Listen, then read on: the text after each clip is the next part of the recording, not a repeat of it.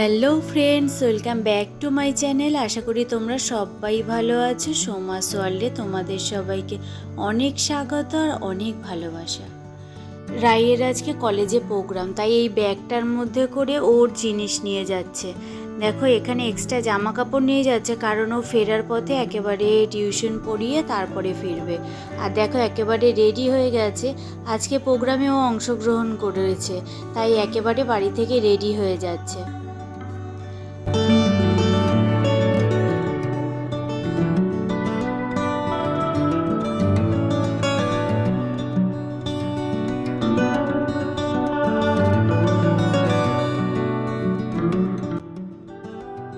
এই যে ও এখন বেরিয়ে যাচ্ছে, আর ও বেরিয়ে গেলে তারপর করব ঘরের অন্যান্য কাজ, কারণ জানোই তো রেডি হয়েছে মানে ঘরের অবস্থা পুরো বেহাল রয়েছে। আর সকালবেলা উঠেই আমি একটু কাচা ধোয়া করে নিয়েছিলাম আর এক্সট্রা কিছু কাজ করে নিয়েছিলাম। চলো এখন ঘরে যাই। এই যে ঘর পুরো একেবারে পরিষ্কার করে নিয়েছি। বিছানার চাদরটা পাল্টেছি, কিন্তু বালিশের কভারটা পাল্টাইনি। বিছানার চাদরটা পাল্টে দিয়েছি। আর দেখো, ঘর এমনি পুরো পরিষ্কার করে নিয়েছি। ও তো জানোই রেডি হওয়ার সময় পুরো অগোছালো করে ফেলে। আর এই যে পর্দাগুলো দেখছিলে না, সব কিন্তু আমি খুলে ফেলেছি। এইগুলো কাচবো আজকে। এই দরজার পর্দাটাও কিন্তু খুলে ফেলেছি। কাচবো যখন একবারে সব কটাই কেচে দেবো। সব এখানে রেখেছি, এখনও ভেজাইনি। ভেজানোর আগে চলো মাছের জারটা একটু জলটা পাল্টে নিই। জলটা পাল্টেছি পরশু দিনই, কিন্তু জারটা দেখছি কি কেমন ঘোলা হয়ে রয়েছে জারের জলটা। তাই ভাবলাম জলটা একটু পাল্টে দিই। আর মাছগুলো এত ছোট না, হাতে ধরতেও ভয় লাগে, মনে হয় এই বুঝি তার প্রাণটা চলে যাবে। জারটা একটু ভালো করে আবার ধুয়ে নিলাম। এবারে জল দিয়ে দেবো, খাবার জলই দিই জানো তো, তারপরেও কেন এরকম ঘোলা হয়ে যাচ্ছে কে জানে। হাত দিয়ে ধরে দিতে যাচ্ছিলাম, কিন্তু ভয় লাগছিল যদি হাতের চাপে আবার মরে যায়, তাই ছাঁকনির মধ্যে এইভাবে করেই দিলাম। এত ছোট ছোট মাছগুলো না যে ভয়ই লাগে। তারা ওদেরকে এবার খাবার দিই, কারণ আমি আজকে সকালে খাবার দিইনি, জলটা এত ঘোলা বলে। তাই ভাবলাম একেবারে জল পরিষ্কার করে তারপর খাবার দেব। ওদের এখন খাবার দিয়ে দিয়েছি। চলো এবারে কাঁচাগুলো ভিজিয়ে দিই। কাঁচাগুলো ভিজিয়ে দিয়ে তারপরে কেচে নেব। বাসনটা আগে মাজবো, তারপরে আমি কাঁচাগুলো কেচে নেব। আগে ভিজিয়ে দিই প্রত্যেকটা।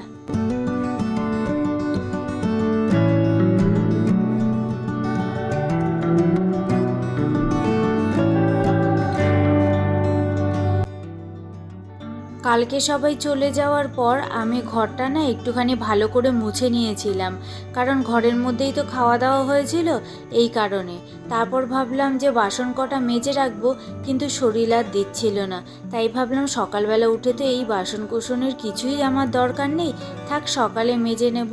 আর রান্নাও তো আজকে নেই, কালকে যা রান্না করেছি তাকে অনেকটাই রয়ে গেছে। আমার রায়ের আজকের দিনটা হয়ে যাবে। আর কিছুটা ওই বাড়িতেও পাঠিয়ে দিয়েছি। রান্নার চাপটা নেই বলে তাই আজকে কাঁচা টাচা যে কটা বাকি ছিল সে কটা করে নিচ্ছি। মহালয়া তো চলেই এলো, আর তো বেশি দেরি নেই। আর দেখো, কাঁচা আমার কমপ্লিট হয়ে গেছে, এখন এসছি মেলতে। আর সকালবেলাতেই আমি বললাম না কেচেছি, তার সকালবেলাতে এইটা কেচেছিলাম। এই চাদরটা ভেবেছিলাম এটা হয়তো আজকে শুকাবে না, যা মোটা, কিন্তু এত অসম্ভব রোদ উঠেছে যে ওটা শুকিয়েই গেছে। তাই ভাবলাম পর্দাগুলোও কেচে দিই, যদি আজকে শোকায় তো শোকাবে, আর যদি জলটাও ঝরে যায় তবুও যদি টানিয়ে দিয়ে ঘরে, যা গরম, তাতে ফ্যানের হাওয়াতে এমনিতেই শুকিয়ে যাবে। আর নিচে না বাসনগুলো আমি শুকাতে দিয়েছিলাম, যেগুলো মাজলাম, তার জন্য একটুখানি ওদিকটা যেতে অসুবিধা হচ্ছে। বাসনগুলো তো আজকে আর তোলা হবে না, রাই যেহেতু বেরিয়ে গেছে, রাতে এসেও আর তুলবে না। সেই বাসন তুলতে তুলতে আবার কালকে।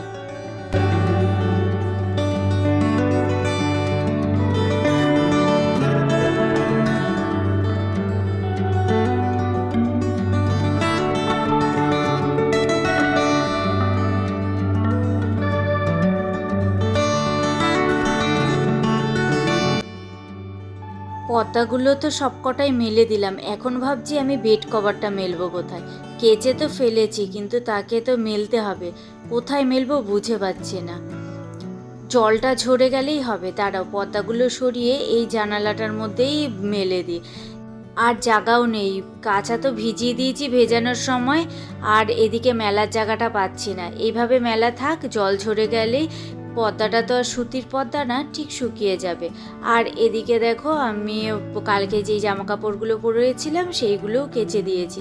আর আজকে স্নান করার পর নাইটিটা ধুইনি, কারণ মেলার জায়গা পাবো না, এই কারণে এ কটা কেচেই আমি হিমশিম খাচ্ছি কোথায় মেলবো সেই ভেবে।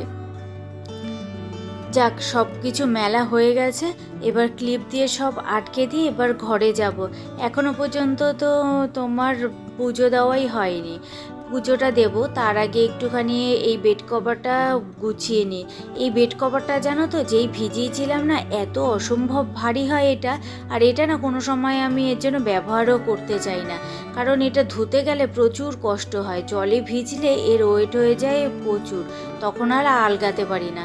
এটাকে গামলার মধ্যে ভিজিয়ে পা দিয়ে পাড়িয়ে তারপরে ধুয়েছি, এটা তোলার ক্ষমতা আমার নেই। চলো এখন মাথা আছড়ে নিই, তারপরে পুজোটা দিয়ে নিই। আজকে পুজোর বাসন এখনও মাজা হয়নি, মাজবো এখন। আর রান্না তো কিছু নেই, এর জন্য অত একটা চাপও নেই। আর সকালবেলাও ভাত খেয়ে নিয়েছি, এই কারণে পেটেও টান ধরেনি, এর জন্য তাড়াহুড়োও কিছু নেই।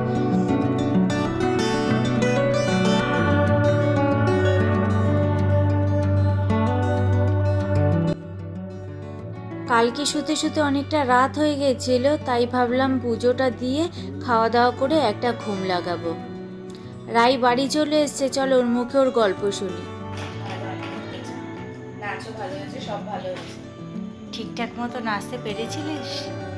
হ্যাঁ, প্রথমে ওই গানের একটু ডিস্টার্ব হয়েছিল, মানে প্রথম গানটা করার পর গানের একটু ডিস্টার্ব হয়ে গান বন্ধ হয়ে গেছিল, আবার প্রথম থেকে স্টার্ট হয়েছে, তখন একটু নার্ভাস হয়ে গেছিল। ভয় লাগছিল? আর কি খেতে দিল? একটা কেক দিয়েছে, মানে পেস্ট্রি দিয়েছে, একটা প্যাটিস দিয়েছে, একটা জুস দিয়েছে। মজা লেগেছে? আর সামনের অকেশন কি আছে? আর একটা শারদ উৎসব। আর এটা আজকে কি গেল সাথে? Teachers day. ওর নাচের ভিডিওটা করে আনতে বলেছিলাম, তা সেটা করে এনেছে। চলো দেখে নে যে ও কেমন নাচ করলো।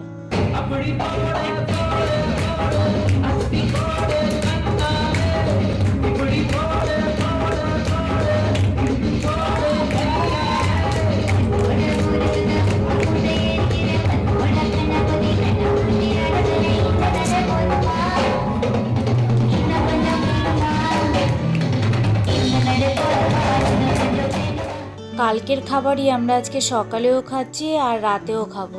আর দেখো এই যে রাইসটা রয়েছে, সকালবেলাতে ভাত খেয়েছি, রাইসটা খাইনি। এখন রাত্রিবেলা ভাবলাম রাইসটা খাই। আর এই যে চিলি চিকেন, আর সকালবেলা রাইও মাছ দিয়ে ভাত খেয়েছে, আমিও তাই খেয়েছি। এই এক পিসি মাছ রয়েছে, এটা রাই এখন খেয়ে নেবে। চলো খাবার দাবার নিয়ে গিয়ে ঘরে খাওয়া দাওয়াটা করে নিই। খাবার থাকাতে একদিকে সুবিধা হয়েছে জানো তো, যে আমি এক্সট্রা অনেকগুলো কাজ করতে পারলাম। রাইড যদি প্রোগ্রাম থাকে না, তাহলে কিন্তু এক্সট্রা কাজ করতে পারি না, কারণ ওর পেছনে সময় দিতে দিতেই আমার অনেকটা সময় চলে যায়। তখন আর এক্সট্রা কাজ করতে পারি না রান্নাবান্না করে বা ঘরের সব কিছু কাজ করে। তার জন্য আজকে রান্না না থাকাতে এক্সট্রা অনেক কাজ করতে পেরেছি।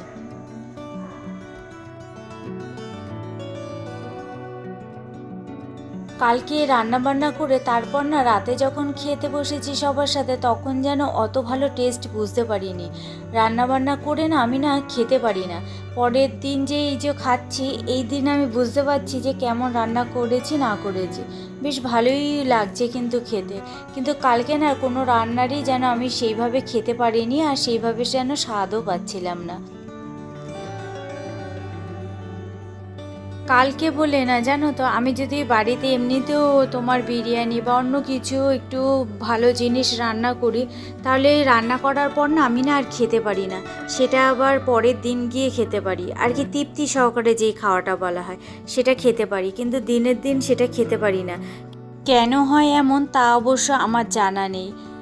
চলো খাওয়া দাওয়াটা রাতে সেরে নিয়ে আর খেতে খেতেই আজকের ভিডিওটা শেষ করছি। দেখা হচ্ছে তোমাদের সাথে আবার আগামীকাল একটা নতুন ভিডিওর সঙ্গে। তোমরা সবাই ভালো থেকো, সুস্থ থেকো আর সাবধানে থেকো। আজকের মতো টাটা।